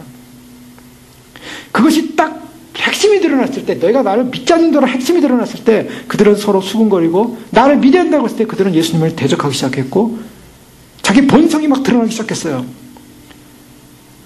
그러면서 그들이 이 말씀 어렵다고 하면서 수군거리고 있으니까 너에게 이 말씀이 걸림이 되느냐? 그러면서 예수님이 뭐냐면, 그러면 인자가 이전에 있던 곳으로 올라가서 보면 어떻게 하겠느냐라고 질문해요. 반문해. 이게 무슨 말입니까? 그럼 내가 여기서 떠날까? 다시 천국으로 갈까? 그 다음에 무슨 말인지 아세요? 가지 마십시오예요. 왜요? 아직 이권이 더 얻을 뭐가 있으니까.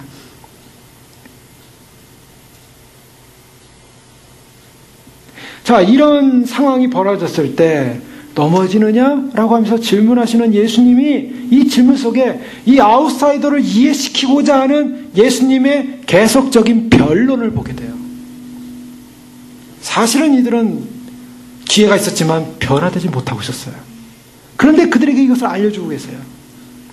반드시 살리는 것은 영이니 육은 무익하니라. 내가 이른 말은 영이요 생명이라. 영적인 얘기하고 있다는 거예요. 63절에 영적인 얘기하고 있다. 그러나 너희 중에 믿지 아니하는 자들이 있느니라 라고 하시면서 예수께서 믿지 아니하는 자들이 누구며? 라고 말씀하세요. 66절에 그때부터 어떤 사건이 벌어집니까? 그의 제자 중에서 많은 사람이 떠나가고 그와 함께 다니지 아니하더라. 여기서 이 제자라는 표현은 예수님을 따르는 무리였어요. 자, 여기서 어떤 사건이 벌어집니까? 처음에 요한복음 6장 2절 시작하면서 제가 복선이 깔렸다고 그랬어요. 여기에 큰 무리가 따르니 이는 병자들에게 행하시는 표적을 보았습니다. 자, 큰 무리가 지금 따르고 있었어요. 이유는 뭐였습니까? 달콤한 미끼였어요. 그들에게는 미끼였어요. 표적과 이적과 이득을 위해서 따르고 있었어요. 많은 무리들이 군중의 심리로 따르고 있었어요. 그런데 말씀의 핵심에 들어오기 시작했어요. 자, 이 모든 사건은 사실은 나를 증거하는 것이고 예수 그리스도를 믿어야 된다라고 얘기하고 있으니까 그들은 갈등하기 시작했어요. 그리고 믿지 못하고 있었어요. 결국 어떻게 됐습니까? 그들은 예수님을 떠났습니다.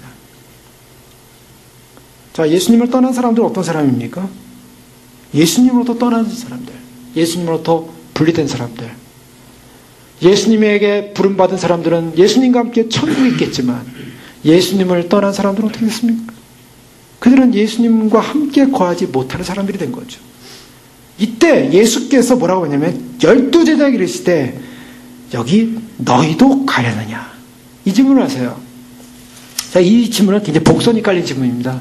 예수님께서 제자들에게 너희도 가려느냐라는 질문은요, 굉장히 고통스러운 질문이에요. 너희도 지금 이 말을 못 알아듣는 저 아웃사이더의 유대인들과 같이 해석하고 있느냐라고 질문한 거예요. 그렇다면 너희도 떠날 수밖에 없다. 또 한 가지는 나는 내가 생명이요 하나님으로부터 보냄받은 진정한 생명이 양시하고 믿지 않고 따라오는 내키지 않는 사람들과 함께 갈 수는 없다. 선을 긋는 거예요. 굉장히 복선이 깔린 질문이라고 볼 수 있어요. 너희도 가려느냐? 그때 어떻게 했어요? 제자들이 베드로가 여기 이제 등장합니다. 베드로 제자 대표 아닙니까? 주여 영생의 말씀이 주께 있사오니 우리가 누구에게로 가오리까? 아멘입니다. 아멘. 자, 여기서 베드로는 바로 절도 제자의 핵심적인 구원받은 사람 그룹의 대표였어요. 우리가 대표하고 있죠. 우리가 누구에게로 가오리까 하면서 주여 영생의 말씀이 주께 있사오니. 자, 지금 아웃사이더는 무엇을 보고 예수님을 따랐습니까? 2절에 표적을 보고. 지금 제자는 무엇을 고백하고 있습니까? 말씀이 있사오매. 아멘. 여러분, 이것입니다. 우리가 진정으로 구원받는 것은요, 우리가 진정으로 주님을 알고 주님과 함께하는 믿음은 어디서부터 시작하냐? 말씀입니다. 아멘. 말씀이에요. 교회가요, 많은 교회들이 지금 여러 가지 많은 무리들을 이끌기 위해서 노력하고 있지만, 그러나 정말 우리의 생명 되시고 양식 되시는 바로 그 예수 그리스도의 말씀을 듣고 그들이 정말 자기 죄 문제를 해결받고 자기가 용서함 받고 정말 거룩해져서 주님과 함께하게 한, 주님과 연합되게 한 그 살과 피를 왜 먹습니까? 바로 예수님의 십자가를 말하고 있는 거 아니겠습니까? 죄로 말미암아 죽으시는 바로 예수 그리스도의 십자가의 용서의 사랑 앞에 자기의 죄가 토설되어지고 죄 문제가 씻어지는 이 죄 앞에 정결해지는 이런 믿음의 메시지를 듣고 나는 죄인입니다. 나의 죄인인 이 죄를 용서하게 오신 예수 그리스도, 바로 주님이 나의 생명의 양식의 모든 것입니다. 절대적으로 필요합니다. 절대적인 위탁과 절대적인 제자도와 절대적인 헌신을 통해서 주님을 따르겠다는 그 말씀을 듣고 주님을 따를 때 조건을 본 것이 아닙니다. 환경이 본 것이 아닙니다. 바로 그것이 주님이 믿음이라고 말하고 있습니다. 저들은 믿지 않고 있었어요. 믿음의 결과는 어떻습니까? 주님을 알게 된다는 것입니다. 요한복음 10장으로 다시 넘어옵니다. 요한복음 10장에 보면 20절에 내가 비옵는 것을 이 사람들만 위함이 아니요 또 그들의 말로 말미암아 나를 믿는 사람들도 위함입니다. 예수님을 믿는다는 이 믿음의 정의가 이렇게 힘들었어요. 그 많은 요한복음 6장에 나오는 오병이어 사건을 통해서 예수님이 생명의 양식이라는 것을 증거하고 있음에도 불구하고 그들은 눈앞에서 경험하고 있었음에도 불구하고 예수님을 믿지 못하고 있었어요. 그런데 그것을 주님이 생명의 양식이라는 사실을 분명히 믿고 그 말씀을 믿고 그 예수님의 말씀을 따라서 가는 그 제자들을 통해서 믿는 사람들 모두가 어디에 들어간다고요? 알게 된다라고 표현하고 있습니다. 무엇을 합니까? 23절에 내가 그들 안에 있고 아버지께서 내 안에 계시오 그들로 온전함을 이루어 하나가 되게 하려면 아버지께서 나를 보내신 것과 또 나를 사랑하신 같이 그들도 사랑하신 것을 세상으로 알게 하려 함이로소이다. 여러분, 이 신앙에 있어서 굉장히 중요한 순서가 나와요. 어떤 분들은 내가 믿으려고 알아야 된다라고 생각하고 있어요. 물론 하나님께서 어떤 특별한 방법을 통해서 기독교를 알려고 노력하는 사람에게 믿으려고 알려고 하는 사람에게 믿음을 줄 수도 있어요. 그러나 세상은요 알아야 믿어요. 그렇죠? 알아야 믿어요. 뭐 우리 음식 하나 사더라도 이 제품이 뭐가 있나, 이 속에 뭐가 있나, 뭐 불순한 건 없나 이렇게 보고 여기 불순한 게 없으나 해서 믿고 사잖아요. 만약에 이것이 이건 그냥 좋은 거야 하고 이렇게 믿을 수도 있겠지만 대부분 확인하고 믿어진다고요. 확인하고. 그런데 우리의 성경의 방식은요, 영적인 방식은 믿어야 알게 된다는 거예요. 이것이 굉장히 어려운 거예요. 그래서 사람들이 예수 그리스도를 발견을 못하는 이유가 믿지 못하기 때문에. 예수님 오심에서 관한 마지막 복음도 마찬가지입니다. 예수님 오신다는 이 소식은요, 당연히 믿어야 되는 거예요. 믿어야 되는 거. 예수님 오시는 게 뭐 이렇게 오실 때가 됐고 이렇게 오실 때가 됐고 이렇게 요거 가고 요거 가지고 이렇게 따져보니까 이제 올 때가 됐구나라고 하는 것은요 굉장히 수동적이에요. 잘 안 믿어집니다. 그런 게 막 빠져거나 이렇게 좀 늦어지거나 뭐 이러면 안 믿어져요. 근데 예수님 오신다는 사실이 분명히 믿어지는 그 믿음이 내 안에 처음부터 시작된 거예요. 그래서 이 상황을 보면서 그 믿음이 강화되고 있는 거예요. 점점. 이 믿음이라는 것이 알고 믿는 게 아니라 믿고 알아가는 것입니다. 우리가 주님 오신다는 사실을 믿었을 때 그 믿음으로 말미암아 이 모든 상황들이 이해되고 해석되어지고 긴장되어지고 주님을 기다려지게 되는 것이고 거기에 모든 영적인 생명이 일어나는 거예요.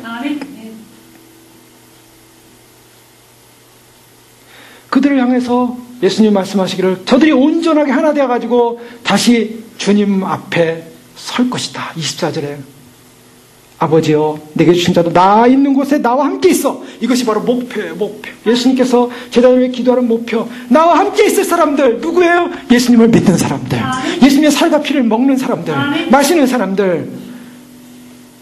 그들이 예수님과 함께 있다고 말씀하고 있어요. 그들을 위해 기도하고 있는 것입니다. 지금 나에게 주신 자, 24절에 내게 주신 자도 예수님께 주신 자. 그래서 주님과 함께하기 위해서 우리는 성화되어야 되고 보존되어야 되고, 그래서 주님 계신 곳에 함께 있게 하여. 여러분, 문학작품을 읽어보면요, 어떤 사람은 이렇게 표현하는 사람이 있어요. 나의 인생의 마지막은 저 돛담배를 타고서 저 파도가 일렁이는 저 바다 저편의 끝을 돌아서 고요한 그런 해변가에 내 배를 다 정박시키고 나는 거기서 홀로 잠이 든다. 아름답죠? 마지막 죽음을 그렇게 표현했어요. 자기 죽음을. 그래서 나는 조용히 잠이 든다. 어떻게 보면 참 문학적으로 보여요. 그러나 그것은 문학이 말하는 것이지 실제로 우리의 마지막은 어떻습니까? 홀로 있는 게 아닙니다. 아멘. 예수 그리스도와 함께 있는 거예요. 아멘. 여러분, 우리의 마지막은 혼자 있는 게 아니에요. 여러분, 혼자 있는 게 이게 축복이 아닙니다. 함께, 주와 함께, 아멘. 주의 백성들이 함께, 아멘. 나 있는 곳에 나와 함께, 예수님께서 나 있는 곳에 나와 함께.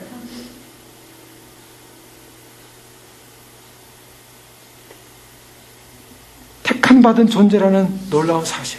여러분, 이것은 무엇을 존재라면 우리가 주님을 알게 됐고 주님을 믿게 됐고 그리고 주님을 사랑하게 됐고 주님과 하나 되고 싶고 하나 안에 머물러 있는다는 이 사실은 무엇을 말하고 있는지 아세요? 주님으로부터 택함 심판받았다는 거예요. 이 사실이 엄청난 위안이고 기쁨이고 말할 수 없는 영광스러움이라고 베드로전서 1장 8절에 말하고 있습니다. 지금 보세요. 많은 무리들이 예수님을 따랐지만 예수님을 못 믿었어요. 그들은 아웃사이더예요. 그냥 바깥의 사람이에요. 그들은 바깥 어둠에 쫓겨날 사람들이라고요. 구원받지 못할 그냥 방황하는 유대인들이었어요. 그러나 12제자, 물론 12제자 중에 한 명은 빠졌지만, 그러나 주님께서 주님을 믿고 말씀을 따르는 그 제자, 그 그룹 안에 들어있는 예수 그리스도를 믿는 그 사람들은 하나가 되어서 스바야 왕이요, 솔로몬 왕이 있을 때 열왕기상 10장 8절에 와서 이렇게 얘기했어요. 복되도다 당신의 사람들이요, 복되도다 당신의 이 신복들이요, 항상 당신의 앞에 서서 당신의 지혜를 들음이로다. 솔로몬 왕 앞에 선 신하들 향하여 스바야 왕이 얼마나 부러워했는지 몰라요. 당신의 신하들은 참 복되다. 그 솔로몬의 그 지혜를 항상 왕으로부터 들을 수 있으니 얼마나 복되냐. 그런데요, 우리는 바로 솔로몬보다 더 위대하시고 솔로몬을 지으시고 지혜의 근무이신 예수 그리스도, 바로 그분 앞에 서서 그분의 신하가 되어서 그분의 종이 되어서 그분에게서 나오는 생명의 말씀을 듣고 그분으로서 나오는 지혜의 말씀을 듣고 영원히 함께 설 줄로 믿습니다. 이것이 복된 사람입니다. 바울은 빌립보 1장 23절에 내가 그 두 사이에 끼었으니 떠나서 그리스도와 함께 있을 욕망을 가진 이것이 더욱 좋으나 그리스도와 함께 있을 욕망이 내게 더 있다. 주님께 가고 싶습니다. 이 고백을 하고 있어요. 주님과 함께하는 삶. 예수님은 이렇게 말씀하시는 겁니다. 그들은 제가 육체 안에 있는 것을 보았나이다. 그들은 나를 스품의 사람이요 비탄을 아는 사람으로 생각했습니다. 그들은 나를 머리 둘 것 없는 자로 보았습니다. 그들이 가시면류관을 쓴 나를 보고 손과 옆구리에 피를 흘리는 나를 보게 될 것입니다.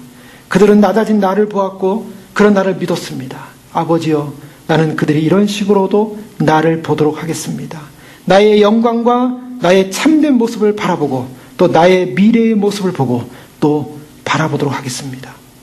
여기 보시면 24절에 보면 나를 사랑하심으로 내게 주신 나의 영광을 그들로 보게 하시기를 원하옵나이다. 여기 자세히 보시면요, 예수님의 영광이 무엇입니까? 그것은 예수님의 비하되셨다가 다시 부활하셔서 승천하셔서 하나님의 보호자 옆에 계신 영광이에요. 이것은 성육신하심으로 얻은 영광입니다. 예수님께서 성육신하셨다가 십자가에 못 박혀 돌아가시고 하늘로 오르셨을 때 그를 지극히 높이셨다고 성경은 말했어요. 지극히 높이셔. 빌립보서에 보면 이러므로 하나님이 그를 지극히 높여, 그 지극히 높아진 예수님의 영광을 예수님을 통해서 구원받은 백성이 주님과 함께 있음으로 말미암아 그들로 나의 영광을 보게 하시기를 원하옵나이다. 여러분, 이 영광을 본다는 건 뭘 말씀하고 있는 거 아세요?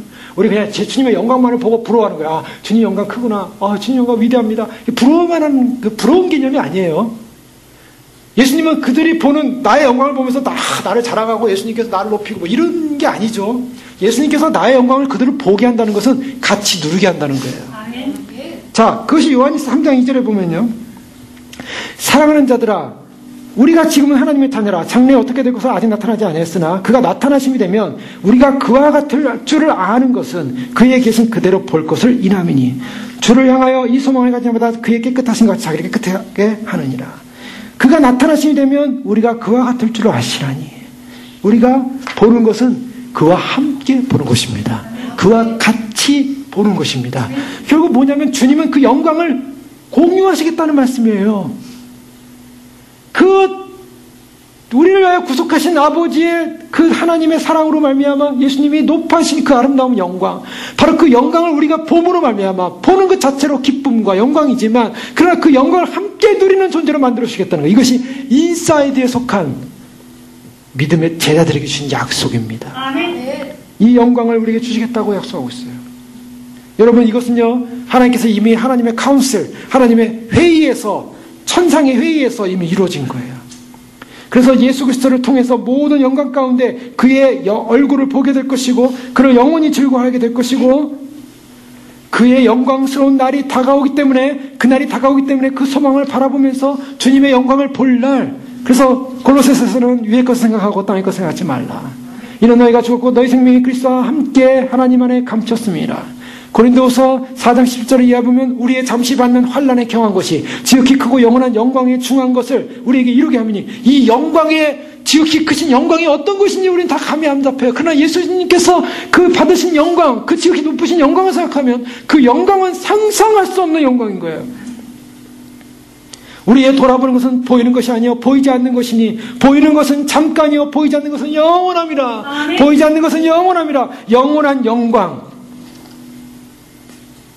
그 때문에요, 우리의 남은 시간이요, 우리는 주님 안으로 더 들어가야만 합니다. 아멘. 왜요? 우리는 바깥에 있는 사람이 아니기 때문이에요. 아멘. 우리는 주님의 오심을 알고 믿고 알고 더 나아가서 주님과 연합되어졌고 주님의 말씀을 들었고, 그래서 우리는 주님의 그 살과 피에 동참을 했고, 그 때문에 우리는 주님의 영광에 동참하는 존재로서 우리를 주님께서 부르셨다는 확신, 아멘.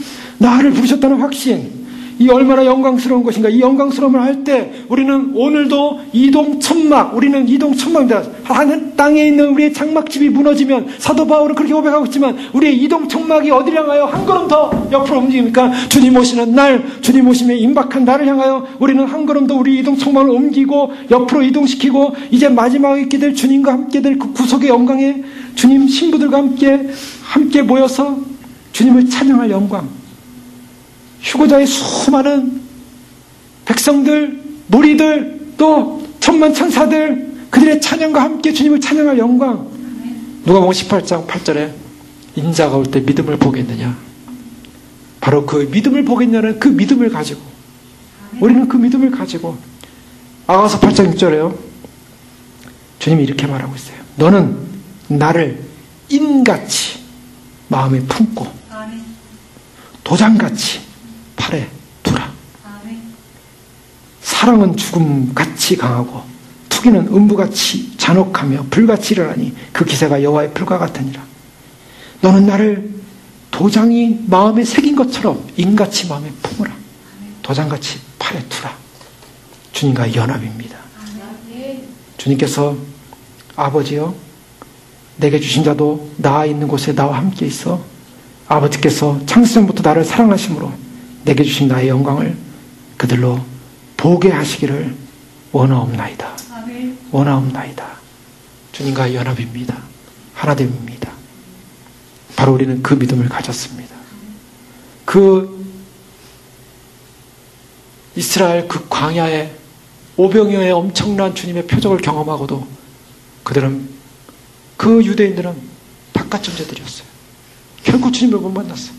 오늘날 수많은 사람들이 교회를 다니지만 정말 주님을 못 만나고 주님의 말씀을 듣지 못하고 바깥에 있다가 바깥 어두운 데 내어 쫓기는 불행한 사람들이 많을 것입니다.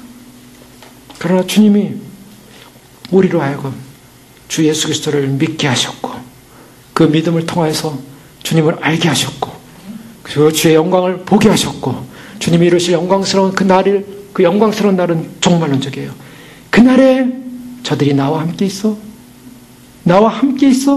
함께 있는 것만도 감격이고 함께 있는 것도 감사하고 영광인데 아버지의 영광을 보게 하옵소서.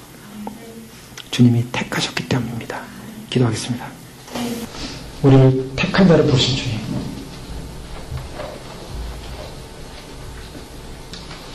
아버지께서 인도하지 않는 자는 아무도 내게로 올 수 없다고 주님 말씀하셨습니다. 우리의 동기는 환경도 조건도 아웃사이드에 속한 어떠한 이유가 아니고, 베드로의 고백처럼 주님이 우리의 영생이요 생명이요 하늘 없는 영혼의 양심을 알고 믿고 주님과 연합되어서 하나 되어진 존재로 주님 한 분만을 주님 한 분만을 절대적인 믿음과 절대적인 소망을 가지고 사랑할 수 있는 그런 존재로서 우리를 택하시고 불러주셨습니다. 저는 믿습니다. 빼앗기지 않게 하여 주시옵소서. 놓치지 않게 하여 주시옵소서. 아버지 하나님, 참으로 주님께서 택하셨기 때문에 우리가 이 길 안에 서 있음을 알고 있습니다. 그에게 귀히 여기고 소중히 여기고 한심 할지라도 아버지 하나님, 우리의 이 소중한 가치를 세상의 헛된 부유한 것 때문에, 잠깐에 지나가는 것 때문에 산으로 빼앗기지 않도록 하나님 저희를 이끌어 주시옵소서. 주님, 우리는 인싸해요. 우리는 주님의 안에서 하나 된, 주님과 연합된 존재들입니다. 연합된 기쁨을 주님 오시는 날, 주님 있는 그곳에 함께 주님의 영광을 뵙겠습니다. 뵙겠습니다. 소망하시며 그날에 승리하는 저와 여러분, 우리 모두 한 분도 빠짐없이 그 영광에 참여하는 저를 내십시오. 간절히 기도하겠습니다. 나감이 없는 모습으로 저를 인도하소서.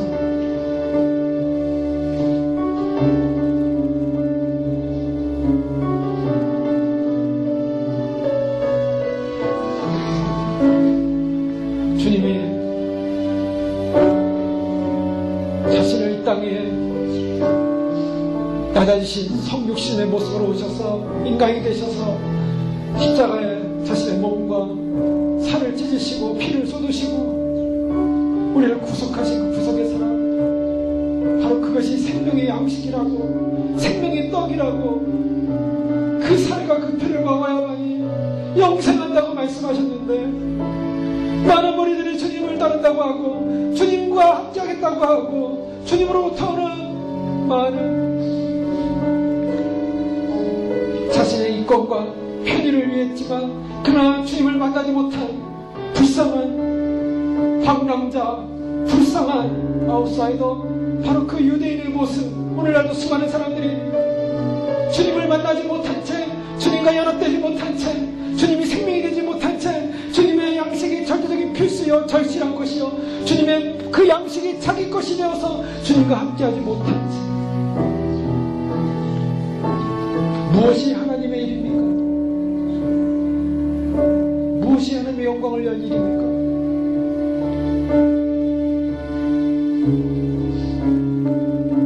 저들이 그 일을 위하여 뛰고 있지만, 진정으로 주님 원하시는 것은 바로 나를 믿는 것이 하나님의 일입니다. 주님을 믿는 자들은 바로 주님과 연합될 것이고, 주님을 믿는 자들은 바로 아버지 하나님과 연합될 것이고 하나 될 것이고, 그 연합과 하나됨은 여기서 끝나는 것이 아니라 주님이 오시는 영광의 날, 바로 나 있는 곳에 저들도 함께 나와 함께 있어 내가 주님, 참으로 주님이 아버지 하나님께서 보여주신 그 거룩한 영광을 저들로 보게 하기를 원하나이다. 주님과 함께하는 것, 그것이 우리의 모든 것입니다. 주님이 우리의 모든 것이기 때문입니다. 그 영광의 날, 영광을 뵈는 날, 그 영광의 날을 저희들이 허락하여 주시고 감사합니다. 그 영광을 향한 날을 향하여 오늘도 달려갑니다. 우리를 그 제자의 무리로 불러주셔서 감사합니다. 많은 자들이 따랐지만 주님을 알아가는 그 핵심적인 메시지 앞에 떠나갔고, 그러나 주의 말씀을 보여줬고 약속의 말씀을 보여줬고 주님 안에 거하는 믿음의 제자들은 주님의 영광을 볼 것입니다. 주여, 우리도 보기를 원하나이다. 주님이 원하시던 우리도 원하나이다. 주님과 연합되어져 하나져서 주님의 거룩한 영광을 찬송하겠습니다. 주님의 거룩한 영광을 높이겠습니다. 주님의 영광을 자랑하겠습니다. 주님의 영광만이 우리의 모든 것입니다. 우리가 존재하는 근거입니다. 주님 영광 받아 주시옵소서. 끝까지 남은 시간 우리의 장막을 주님의 그 영광의 날을 향하여 한 걸음 더 옮겨놓습니다. 오시옵소서. 아멘. 주님 오시옵소서. 주님 사모하고 기다리며 갈망합니다. 사모하는 백성들, 사모하는 신부들에게 주어질 그 거룩하고 아름다운 영광, 주님과 하나 되는 영광, 그 영광이 이루어지기까지 이미 주셨지만, 그러나 그날 또한 온전한 영광으로 주 앞에 뵐 줄로 믿습니다. 축복하여 주시옵소서. 사랑하는 우리 집사님들, 우리 자녀들 축복하여 주시옵소서. 주님을 믿고 사모하고 바로 그 제자의 무리로, 신부의 무리로 함께 길을 걸어갑니다. 함께 승리하여 주 앞에 서게 하여 주시옵소서. 예수 그리스도 이름으로 감사하며 기도하옵나이다.